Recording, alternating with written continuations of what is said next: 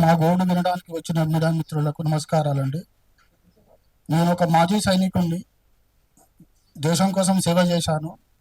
నా పాప బీటెక్ చేసి ఎన్ఐటి ద్వారా బీటెక్ చేసి 10 లక్షల ప్యాకేజీలు ఉన్నా కూడా నన్ను ఆదర్శంగా తీసుకొని ఈ రాష్ట్రానికి సేవ చేస్తా అని ఆమె ఉన్న ఉద్యోగాలు 10 లక్షల ప్యాకేజీను రిజైన్ చేసి ఈ 2000 సంవత్సరంలో జరిగింది. ఇప్పటికి 5 ఇయర్స్ అవుతుంది. ఆమె అప్పటి నుంచి రోజు 16 గంటలు చదివింది. ఆమె ఎంతో కష్టపడి చాలా 3 సార్లు ప్రిలిమ్స్ క్వాలిఫై అయింది. మూడోసారి ఇప్పుడు మెయిన్స్ రాసింది, ర్యాంకు సాధించుకుంది. రేపు ఉద్యోగం వస్తుంది, ఇక అపాయింట్మెంట్ వస్తుంది అనగా కోర్టులో కేసు పడింది. ఆమెకు రాకుండా అయింది. కోర్టులో తీర్పు కూడా మాకు ప్రతికూలంగా వచ్చింది. మేము ఎంతో ఆమె మ్యారేజ్ చేయాల్సింది ఉండే, అది కూడా ఆగిపోయింది. ఆమె మ్యారేజ్ కూడా కాకుండా అయిపోయింది.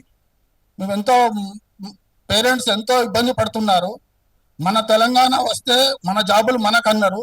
12 ఏళ్ళ తర్వాత అది సాకారం కాబోతే దానికి అడ్డుపులు వేసారు, కాకుండా చేశారు. కొన్ని కోచింగ్ ఇన్స్టిట్యూట్స్ వాళ్ళు పాఠాలు చెప్పకుండా సోషల్ మీడియాలో వచ్చి పిల్లలను అసాసినేట్ చేస్తున్నారు.